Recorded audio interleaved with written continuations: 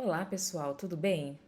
Na aula passada, nós falamos sobre como ocorre a formação da urina, da importância dos túbulos renais para a formação da urina. E hoje a gente vai ver do que é composta, né, essa urina, quais são as substâncias presentes ali. A gente viu que a composição da urina, ela relaciona-se com a composição sanguínea e com a atividade dos néfrons, né? É, o filtrado glomerular, ele é tanto chamado também de ultrafiltrado, né? Ele tem uma constituição muito semelhante à constituição plasmática, com exceção de células, de proteínas e de proteínas associadas e de substâncias associadas a proteínas, né? Isso porque existe a membrana de filtração dos glomérulos que impede a passagem de substâncias com carga negativa, substâncias muito grandes, né? De modo que quando o ultrafiltrado está presente ali na cápsula de Bowman, né, em torno aí de 180 litros desse filtrado são formados por dia, à medida que ele vai passando ao longo do túbulo, ele vai sofrendo alterações, processos de reabsorção de substâncias, de secreção de substâncias, de modo a se formar a urina. Olha só, dos 180 litros de filtrado que são formados por dia, apenas 1 a 2 litros são excretados na forma de urina. Então, 99% das substâncias presentes no filtrado são reabsorvidas. Só relembrando aquela equação super importante que a urina, a composição da urina, vai ser exatamente o tudo que for filtrado, menos o que foi reabsorvido, mais o que foi secretado pelos túbulos. A urina, gente, na verdade, ela tem 95% de água e apenas 5% de solutos. Existem mais de 3.100 substâncias na urina, mas a maior parte dessas substâncias são compostos nitrogenados, já vou falar para vocês. A gente define a urina como um líquido contendo múltiplos metabólitos, especialmente a ureia e outros componentes nitrogenados que são filtrados do sangue pelos rins. Então, a ureia é o principal composto inorgânico presente na urina. Mas nós também temos o ácido úrico, derivado da degradação das purinas, que faz parte do DNA, a creatinina, proveniente da degradação da musculatura esquelética, do metabolismo dos músculos esqueléticos, hormônios, enzimas, vitaminas e assim por diante. A ureia, o ácido úrico e a creatinina são responsáveis, são os compostos orgânicos presentes em grande quantidade, os compostos nitrogenados presentes em grande quantidade na urina, tá? Na verdade, a gente diz o seguinte, com relação a quantidade, né? A quantidade de ureia é maior que a quantidade de amônia, que é maior que a quantidade de creatinina e que é maior que a quantidade de ácido úrico. Porque a ureia, ela provém da degradação das proteínas, né? Do processo de metabolismo das proteínas. O que acontece é que essas proteínas dão origem aos aminoácidos quando degradados e esses vão perdendo o seu grupo amino, formando a amônia. Só que a amônia e o amônio. Só que a amônia, ela é extremamente tóxica, então o fígado rapidamente transforma essa amônia em ureia, tá? Que é o que nós conseguimos eliminar. Com relação aos componentes inorgânicos, o principal componente inorgânico da urina é o cloreto, seguido do sódio. Então, a gente diz que o cloreto de sódio é o componente mais comum, inorgânico mais comum na urina. E seguido pelo potássio. Isso, gente, em condições ditas normais, tá? Porque é lógico que existem variações na composição urinária. O que pode fazer variar a composição urinária? A nossa dieta. Então, por exemplo, indivíduos que são extremamente afeitos à carne, né? Que gostam muito de ingerir carne. Esses indivíduos, eles costumam ter uma urina mais ácida, né? Uma maior eliminação de aminoácidos e substâncias como ureia na urina, né?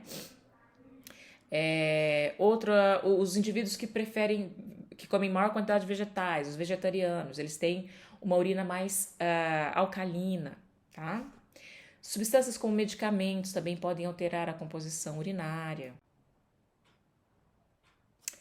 A ingestão de fluidos, né? Quanto mais água eu bebo, mais a minha urina vai ser diluída. Quanto menos água eu bebo, mais concentrada vai ser a minha urina, né? Agora falando do volume, maior quando uma dieta também muito rica em glicose, em sais, Tende a ser uma dieta em que a gente aumenta a nossa ingestão de água, consequentemente, a gente tem uma urina mais diluída. A perda de fluidos por fontes não renais, através do suor, das fezes, né? Isso assim, numa quantidade significativa, por exemplo, durante a atividade física intensa, ou mesmo, aqui não está falando, mas também os vômitos, né? Tudo isso pode levar a uma urina com maior densidade, uma urina mais concentrada. A secreção de hormônios que nós falamos, como a DH e a aldosterona. Lembrando só a ação do hormônio antidiurético, um hormônio produzido pelo hipotálamo, né? O próprio nome dele, próprio nome diz, né? Antidiurese. Então, quando a gente tem um excesso de ADH na circulação, eu vou ter uma menor diurese, né? Um menor volume urinário, uma urina mais concentrada.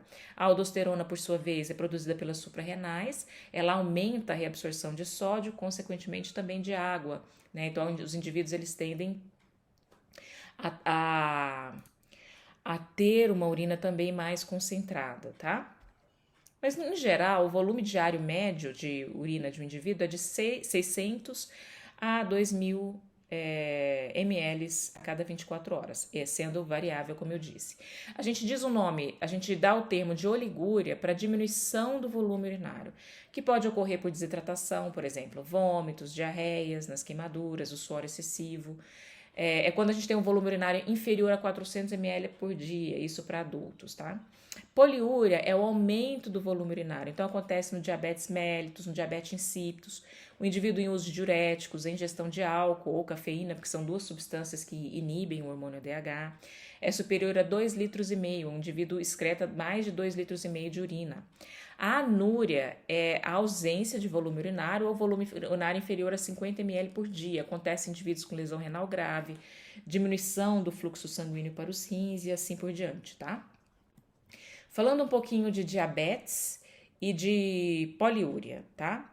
Existem dois termos importantes que acontecem em diabetes. Eu vou falar para vocês de dois tipos de diabetes para que a gente possa associar com hormônios e com o volume da urina, volume e concentração urinária. A gente tem o diabetes insípidos, que é uma alteração na produção ou função do hormônio ADH, e a gente tem o diabetes mellitus, que é uma diminuição ou função na produção de insulina. Esse é o mais conhecido, né? Tanto indivíduos com diabetes insípidos quanto com diabetes mellitus apresentam polidipsia. O que é a polidipsia? É o aumento da sede. Esses indivíduos eles tendem a beber muita água.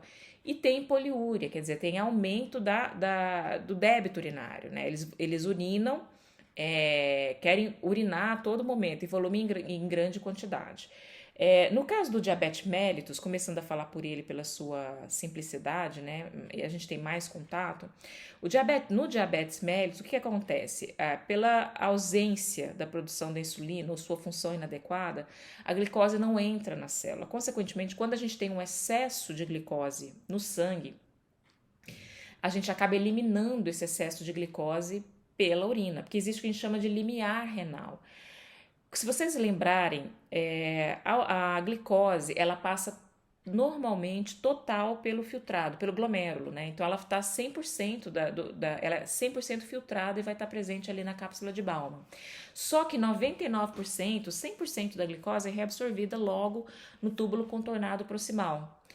Isso é feito por meio de carreadores, que são proteínas presentes ali na luz dos túbulos renais, do túbulo contornado proximal ou contorcido proximal. Só que a gente tem um número X dessas proteínas, desses carreadores presentes nesse túbulo, nessa parede desse túbulo. De modo que quando a glicose em excesso, não há como toda a glicose ser transportada. Então, esse excesso de glicose que acaba caindo ali, não tem transportador suficiente para ela. Então, ela acaba sendo eliminada na urina, né? Essa quantidade máxima de glicose que nós podemos reabsorver, né? Que o rim consegue reabsorver, tem um nome específico que é chamado de limiar renal para a urina. Nós vamos falar isso mais para frente. O limiar renal para a glicose, tá? Então, existe uma quantidade X máxima, né, de glicose que os rins conseguem reabsorver. A partir quando a gente excede essa quantidade no sangue, no plasma, o que acontece? Você passa a observar glicose na urina. A glicose na urina, ela também carrega muita água consigo, de modo que os indivíduos com diabetes mellitus, eles têm uma urina com uma gravidade específica aumentada, quer dizer, gravidade específica é o mesmo que densidade. Então, é uma urina muito concentrada pela presença da glicose e ele em grande volume, tá? Já os indivíduos com diabetes insípidos, no diabetes insípidos não há alteração de insulina, não há alteração nenhuma com relação à glicose. Como eu disse, o problema é com relação à reabsorção de água ali no túbulo contornado distal e no ducto coletor. Então, o que acontece? Essa água passa a não ser mais reabsorvida, porque o ADH não está agindo nessas regiões dos túbulos. Consequentemente, uma grande quantidade de água é perdida pela urina. Só que é uma urina com baixa densidade, com baixa gravidade específica. A cor da urina, a cor normal da urina é extremamente variável e está muito relacionada com o grau de hidratação do indivíduo. Nós temos substâncias, pigmentos originados especialmente da bilirrubina, né, que dão cor à urina, que é a urocroma, a urobilina, a uroeritrina, né? Tudo esses pigmentos, eles dão cor à urina, eles são produzidos a uma taxa relativamente constante. Então, o que altera é a hidratação do indivíduo. Então, quanto mais hidratado o indivíduo, mais clara a sua urina, menor densidade dessa urina. E quanto menos hidratado o indivíduo, mais concentrada essa urina, mais cor essa urina vai ter. Mas existem medicamentos e alimentos que também alteram a cor da urina, tá? Então, aqui a gente vê algumas cores da urina. Então, uma urina clara, uma urina dessa forma, né, mais clara, límpida, indica um bom grau de hidratação do indivíduo. Essa segunda também está normal, amarela, mas a gente vê que a hidratação está menor. A âmbar, existem várias causas de uma urina mais âmbar, tá? Até a oxidação de hemácias na urina pode deixar a urina com essa cor também. O sangue, a presença de sangue, também a gente pode ter urina vermelha ou a urina amarronzada, como eu disse, quando a hemoglobina começa a oxidar, ela começa a dar essa coloração âmbar ou marrom, e às vezes marrom também, né, a urina. Mas a cor âmbar também pode ser pela bilirrubina, né? Existe um quadro, você vai encontrar isso em diferentes referências, né, demonstrando as diferentes cores da urina e possíveis causas, né? Amarelo claro, então, é a urina diluída com poucos pigmentos normais. Vermelho ou avermelhada, geralmente é a presença de sangue, quer dizer, eritrócitos intactos ou mesmo hemoglobina, tá? A presença de só hemoglobina também dá essa coloração. O amarelo esverdeado, que é a presença de pigmentos biliares, de alaranjada a marrom, medicamentos ou a própria bilirrubina. O aspecto ou aparência da urina refere-se à transparência dessa amostra. Então, ela pode ser límpida, semiturva ou turva. O normal é a gente ter uma urina transparente. Uma urina turva ou semiturva, ligeiramente turva, são várias as causas, tá? Pode ser cristalúria, bacteriúria, leucocitúria, células epiteliais, a própria hematúria, filamentos de muco. Isso a gente vai ver mais para frente, quando a gente for falar do exame físico da urina e até da sedimentoscopia, a gente sempre vai voltar a falar do aspecto ou da aparência da urina. Mas o importante que a gente saiba agora é que o elemento que causa a turvação na urina geralmente é identificado na microscopia. Então não dá para falar muita coisa apenas olhando, né? Apenas no exame macroscópico, apenas no exame físico. A gente precisa ir lá para o exame sedimentoscópico para a gente ter algumas pistas. O exame químico também pode me dar algumas pistas do que pode ser essa ausência de transparência na urina, tá? Então, a urina normal ou recém-eliminada é uma urina transparente. A turbidez é a microscopia que vai me falar. E geralmente um sedimento branco pode indicar a precipitação de fosfato em urina alcalina. E um sedimento rosa, uma precipitação de uratos, também que é um tipo de cristal, na urina ácida.